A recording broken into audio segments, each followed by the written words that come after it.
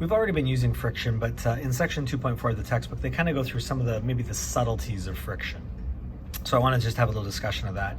You'll remember from grade 11 physics, kinetic friction is when an object slides across a surface. Static friction is when an object is at rest on a surface.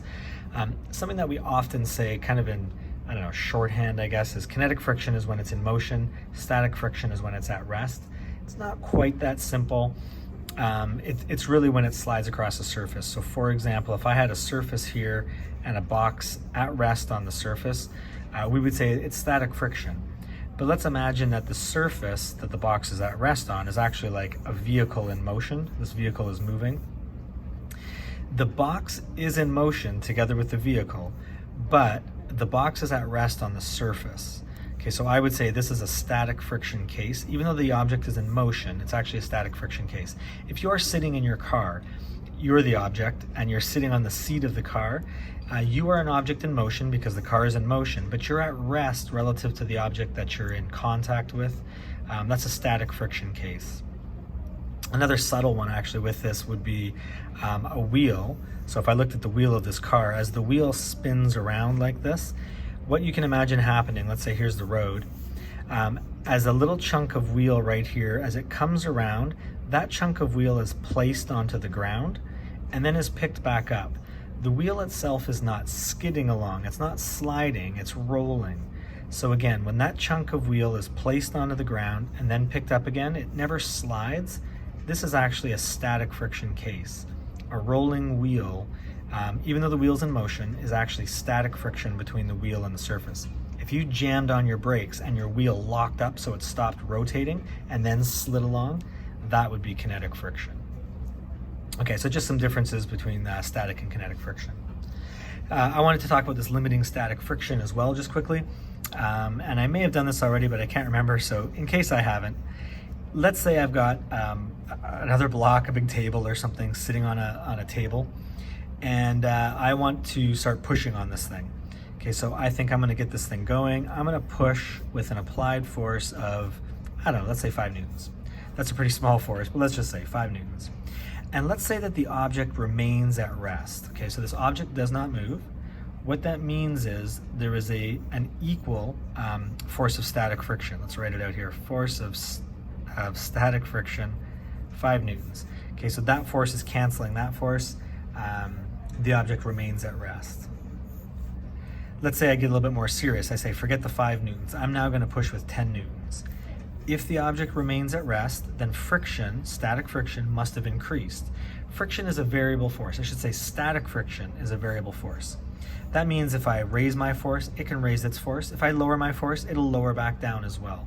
If I only push with 5 newtons, it's not going to remain at 10 newtons. Okay, so if I go down, it goes down. If I go up, it goes up. Let's say I go up a little more. And let's say at 15 newtons, the object remains at rest, but I can tell it feels like it is just about to move. It's like the table is just about to let go. If it's at rest, static friction is still 15 newtons. But if it feels like it is just about to start slipping, then what I would say is that is the limit. Okay, that's the limiting static friction. So this is a lot of subscripts, but it's the limiting static friction force. Okay, so it's a lot of subscripts. Sometimes if people are typing it, they don't type everything. They might just say F lim or FS lim or something like that. Anyways, let's call it the force of limiting static friction. If that's the limiting static friction, what that means is that's the maximum friction, maximum static friction that the object can resist with just before it's going to start to move. Let's say I'm serious now. I roll up my sleeves, I bend over and put my back into it, and I push with a whopping 15.1 newtons. Anything that is bigger than the force of limiting static friction means the object is no longer at rest. The object begins to move. Once it begins to move, I actually no longer have limiting static friction. And again, I go back to my previous thing. It's not just about moving, it's about sliding across the surface. Once the object starts to slide, then I no longer have any static friction, limiting or otherwise. Now what I have is kinetic friction. Kinetic friction is always less than this limit. Okay, so the limiting static friction is 15, maybe kinetic friction is like 12. It's always something lower. And now when you look at that set of numbers, now we could start to use F equals ma and say applied force, take away the force of friction equals mass times acceleration. We could go through and find acceleration. One other thing, the force of kinetic friction is not a variable. Regardless of how fast this thing moves, the force of kinetic friction is just always 12. So if you go and use this equation, so friction is mu Fn, let's move this up a little bit. If you use friction as mu Fn, if you are using kinetic and you're finding kinetic, there's just a single value. It's always just 12. But on the other hand, if you're using this equation, mu s, okay, it's the same equation, it's just mu s instead of mu k. If you're using the coefficient of static friction, then what you're actually finding is the limit. What you're finding is the maximum. It could be less, but that's the maximum that it can resist with.